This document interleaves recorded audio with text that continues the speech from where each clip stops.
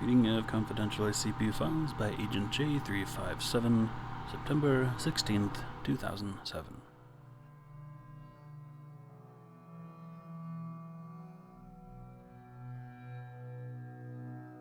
There is no means to contain SCP-1 yet found that does not risk a potential ZK-class reality failure scenario and subsequent destruction of the observable universe.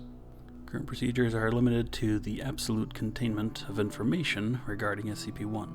No data regarding the nature or description of SCP-1 shall be provided to any personnel, with the sole exception of the senior member of O5 Command, currently O5. All data collected in regard to SCP-1 shall be stored in encrypted form with the decryption key split into thirds. Each member of O5 Command shall memorize 1/3 and only 1/3 of the decryption key.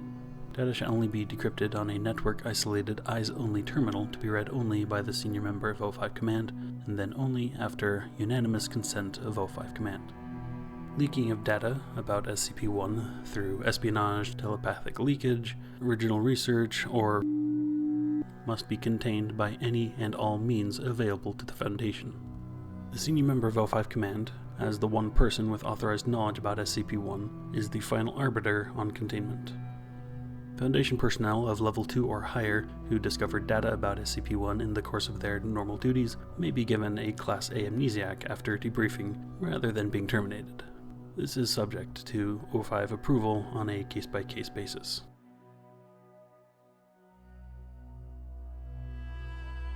SCP-1 is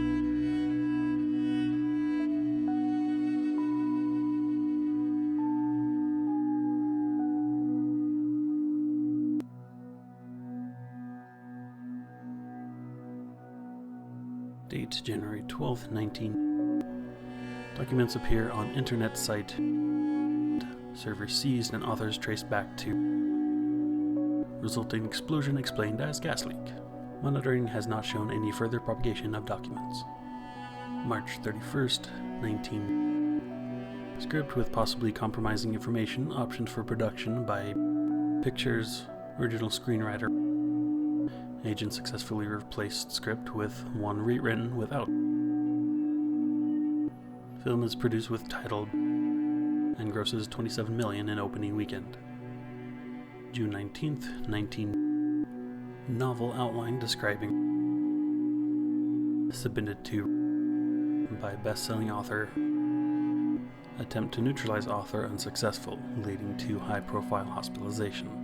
O5 authorizes the use of Class A amnesiac to prevent more attention to case. Outline recovered and destroyed.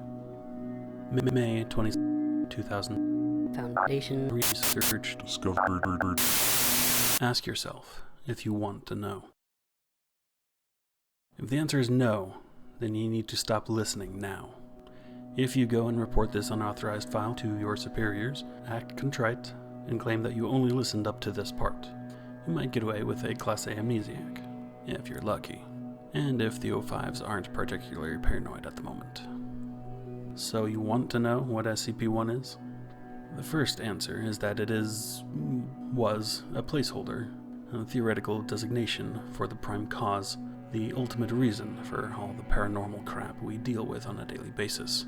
SCP-1 is why we have to deal with omnicidal reptiles, ever-expanding rooms, extra-dimensional pools of red goop, and consumer products that don't obey the normal laws of physics. Of course, given that all these things, as dangerous and deadly and just plain insane as they all are inherently patternless and self-contradictory, most researchers are convinced that there is no possible unifying principle for them all, much less a common source. They're wrong. There's more than one reason that cross-testing is discouraged, and the O5s even look down on excessive cross-referencing of SCPs. The O5s don't want any one group looking at more than a handful of these things at once, because of what they discover when the Foundation tried to develop a grand unified theory of SCPs. That research is mostly gone now. Site-001 Alpha was dismantled, scrubbed from the archives, the staff mind-wiped and reassigned. No one left but me, and I wouldn't know anything if it wasn't for my habit of not trusting Foundation servers and having my own hidden personal archive the O5s missed in their panic. I was a data analyst at Site-001 Alpha, and I participated in the first and only attempt to consolidate all Foundation data on all SCPs. I was in charge of data integrity, and as much of a mess as you might think that was, it was an order of magnitude worse. Forget the memetic SCPs, or the ones that modify their own description, or the ones that seem to only inhabit infospace and slip into the database to wreak havoc. That's all SOP for anyone who works with the Foundation's network, just a matter of scale. Worse were the completely inexplicable, unexpected changes in data. Sorry, that's wrong, even though I can't help thinking of it that way. It isn't a change in data when reality is shifting to match. I don't know a lot about the internals of the software we used, but I know that part of it ran outside what we think of as the real world. And at first, everyone thought that the audit trails it produced were some sort of bug. However, it became apparent that the nature of the software, its purposeful isolation from the narrative affecting SCPs, allowed it to record something far more important. It's not visible to you or the O5s, or even to most of the SCPs we deal with, but the Foundation, and by extension the entire universe, is in a state of constant shifting reality flux. SCP files appeared and disappeared from our database with alarming regularity, and the SCPs referred to all appearance, appeared and disappeared along with them. Not just SCPs, but personnel, whole sites, and entire decades of the Foundation's history would be rewritten, seemingly at random. And our own memories, and all external research would confirm that objective reality matched the current version in our database. One of the researchers told me that it was as if we were seeing the effect of something like SCP-140, only much larger in scale.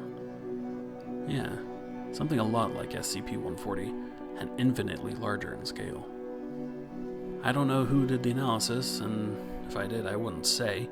She's probably a lot happier not knowing about her own discovery, but she looked at what vanished and what appeared and what subtly changed in the records, and she found the pattern, the drift towards darkness, toward narrative coherence, toward a plot. Everyone who works any length of time at the Foundation knows the universe we live in is a seriously fucked up place. Those of us who still believe in God tend towards serious ambivalence about his handiwork. But we found out that there is a God, and it is SCP-1. And it's a bunch of horror writers.